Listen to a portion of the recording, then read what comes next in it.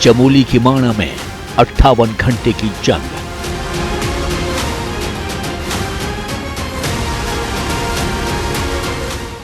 जो बर्फ में दबे थे वो निकाल लिए गए।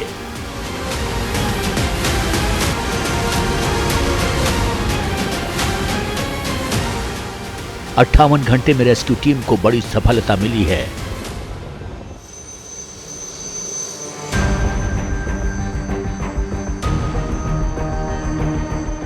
अभी तक रेस्क्यू ऑपरेशन कैसे चला, कितनी मशीनें तलाश में जुटी रहीं, कितने लोग मौके पर संघर्ष कर रहे थे, इसकी एक एक डिटेल बताने से पहले आप माणा गांव की स्थिति को समझिए।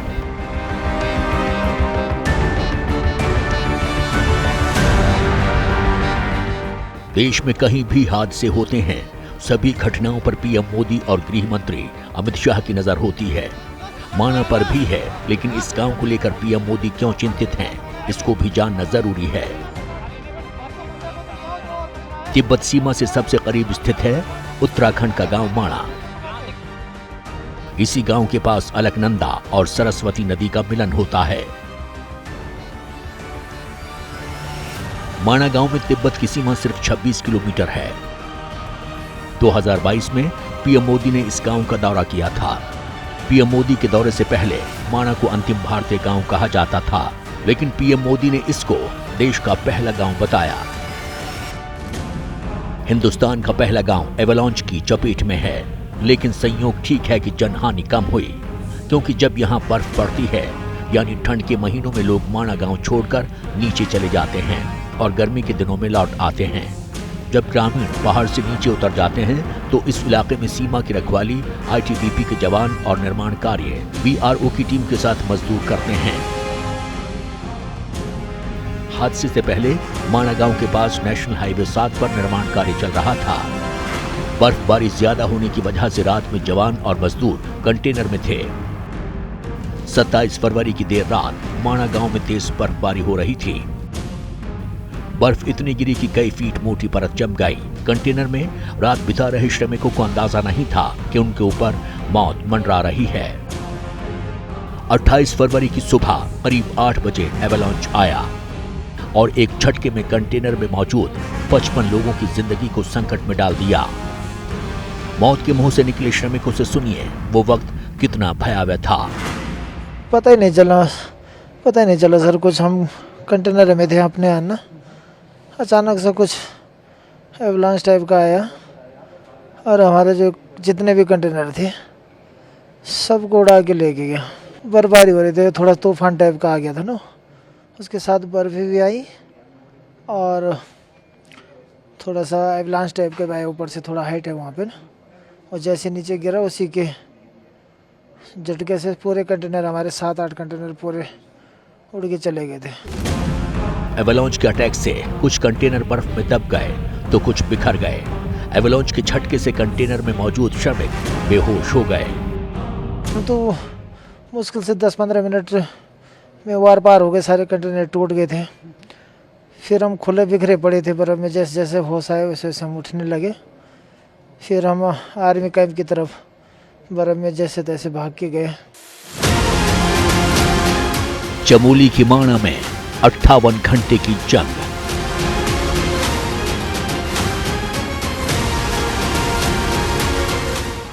जो बर्फ में दबे थे वो निकाल लिए गए।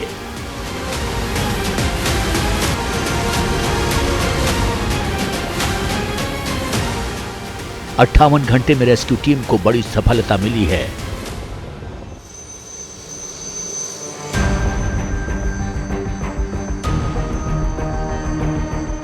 अभी तक रेस्क्यू ऑपरेशन कैसे चला, कितनी मशीनें तलाश में जुटी रहीं, कितने लोग मौके पर संघर्ष कर रहे थे, इसकी एक एक डिटेल बताने से पहले आप माणा गांव की स्थिति को समझिए।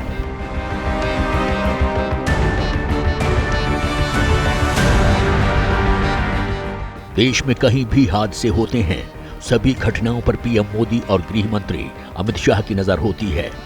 माणा पर भी है, लेकिन इस गांव को लेकर पीएम मोदी क्यों चिंतित हैं, इसको भी जानना जरूरी है। तिब्बत सीमा से सबसे करीब स्थित है उत्तराखंड का गांव माणा। इसी गांव के पास अलकनंदा और सरस्वती नदी का मिलन होता है। माणा गांव में तिब्बत की सीमा सिर्फ 26 किलोमीटर है। 2022 में पीएम मोदी ने इस गांव का दौरा किया था। पीएम मोदी के दौरे से पहले माणा को अंतिम भारतीय गांव कहा जाता था, लेकिन पीएम मोदी ने इसको देश का पहला गांव बताया। हिंदुस्तान का पहला गांव एवलांच की चपेट में है, लेकिन संयोग ठीक है कि जनहानि कम हुई, क्योंकि जब यहां बर्फ पड़ती है यानी ठंड के महीनों में लोग माणा गांव छोड़कर नीचे चले जाते हैं और गर्मी के दिनों में लौट आते हैं। जब ग्रामीण पहाड़ से नीचे उतर जाते हैं तो इस इलाके में सीमा की रखवाली आईटीबीपी के जवान और निर्माण कार्य बीआरओ की टीम के साथ मजदूर करते हैं। हादसे से पहले माणा गांव के पास नेशनल हाईवे 7 पर निर्माण कार्य चल रहा था। बर्फबारी ज्यादा होने की वजह से रात में जवान और मजदूर कंटेनर में थे। 27 फरवरी की देर रात माणा गांव में तेज बर्फबारी हो रही थी।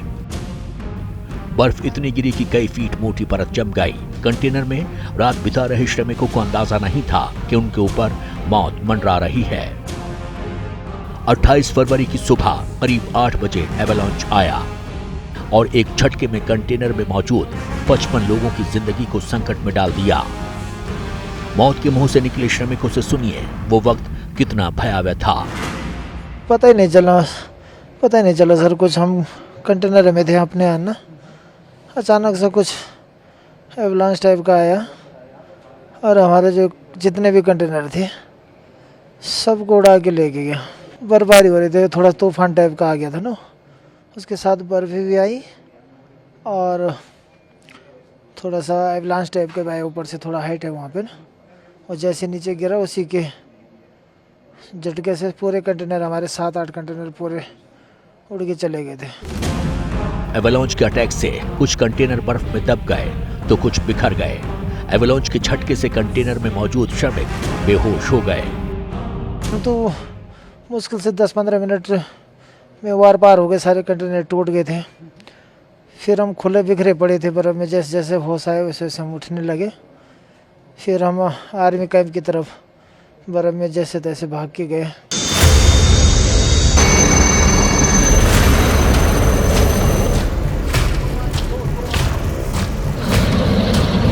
पहले ये नंबर 55 बताया जा रहा था। अभी कल कंफर्मेशन में पता लगा है कि एक लड़का अनऑथराइज्ड लीव में था जो अपने घर चला गया था और वो सकुशल है, तो टोटल नंबर अब 54 है। 28 फरवरी को जब 54 लोगों के फंसे होने की सूचना आई तो सबके होश उड़ गए, क्योंकि जिस इलाके में यह हादसा हुआ वहां की ऊंची ऊंची पहाड़ियों पर बर्फ जमी हुई थी, आने जाने में मुश्किल हो रही थी।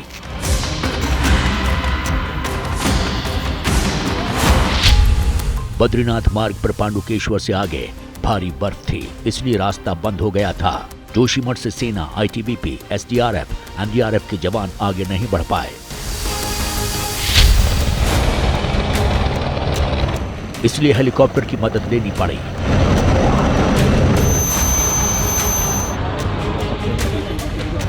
मौके पर पहुंचे जवानों ने रेस्क्यू तेज किया।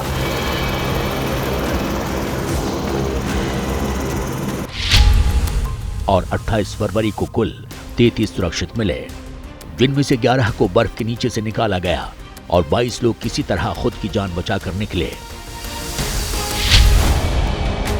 लेकिन गंभीर रूप से जख्मी होने की वजह से उन्हें तुरंत अस्पताल में भर्ती कराया गया।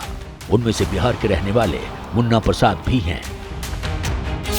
सब मत पूछिए सर, ऐसा मंजर मैंने कभी नहीं देखा। हाँ, वो कंटेनर हवा में उड़ रहे थे साहब। हम 9 बंदा थे एक कंटेनर में।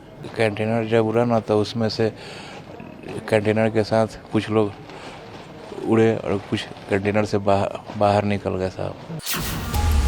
जिस वक्त यह हादसा हुआ 5 से 6 फीट मोटी बर्फ की परत जमी थी। घायल श्रमिक रेंगते हुए बीआरओ कैंप पहुंचे।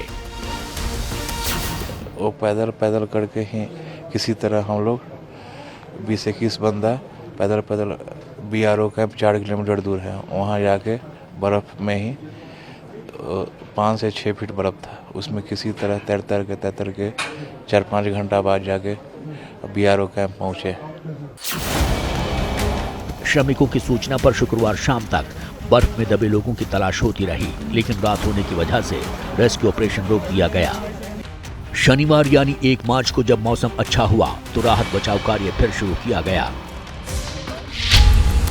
1 मार्च को 17 श्रमिकों को निकाला गया और गंभीर रूप से घायलों को एयरलिफ्ट कर ऋषिकेश के एम्स में भर्ती कराया गया। यूपी के मुरादाबाद के रहने वाले विजयपाल भी इस हादसे में घायल हो गए हैं। एकदम ऊपर से ग्लेशियर आया, कंटेनर पलट गया, पता नहीं चला हमारा कंटेनर कहाँ था, हम कहाँ पहुँचे। हम तो बर्फ में निकले थे। हमारे कंटेनर 9 बंदे थे। गंभीर रूप से घायल श्रमिकों को ऋषिकेश भेजा गया है तो कुछ घायलों का पास के ही अस्पताल में इलाज किया जा रहा है। उत्तरकाशी के अभिषेक पवार भी इस हादसे में घायल हो गए हैं। चेहरे पर चोट के निशान देख सकते हैं। तो हमारे कंटेनर रोलिंग करके मेन रोड से दूसरे रोड में चले गए थे। 2.5-3 मीटर बर्फ तो होगी। हमारा कंटेनर रोलिंग हुआ तो हमारा कंटेनर फट गया, तो हम लोग बाहर छिटक गए बर्फ से। तो हम वहाँ से उठे, फिर आर्मी गेस्ट हाउस गए, फिर वहाँ रुके, फिर हमें आर्मी ने यहाँ रेस्क्यू किया। 1 मार्च को देर शाम तक 54 में से 50 श्रमिकों को निकाला गया, लेकिन उनमें से 4 लोगों की मौत हो चुकी थी। बाकी बचे 4 की तलाश जारी रही। लेकिन आगे चुनौती बड़ी थी, क्योंकि सेना और एनडीआरएफ के जवानों ने पूरी सतह को खंगाल लिया था। कहीं पर कोई नहीं दिखा, इसलिए अत्याधुनिक मशीनों को मंगाया गया। Ground penetrating radar, thermal imaging camera और विक्टिम लोकेटिंग कैमरे की मदद से तलाश शुरू की गई। ग्राउंड पेनेट्रेटिंग रडार की मदद से जमीन के अंदर 4 से 5 मीटर तक की चीजों का पता लगाया जा सकता है। इसलिए रेस्क्यू में जीपीआर सेना के लिए काफी मददगार होता है।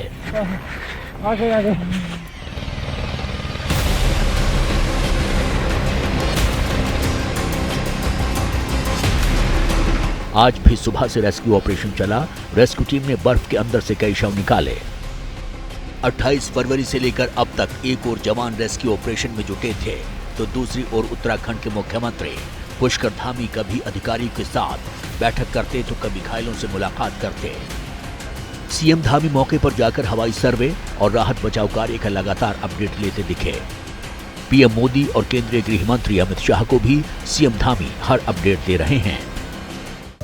जो लास्ट मिसिंग पर्सन थे उनकी बॉडी रिट्रीव हो गई है और टोटल इसमें 54 लोग थे, जिसमें से 46 अलाइव थे और 8 डेड बॉडीज रिट्रीव हुई हैं।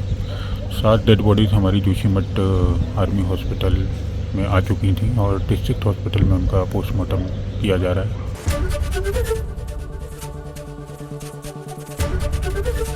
एबीपी गंगा, खबर आपकी, जुबान आपकी।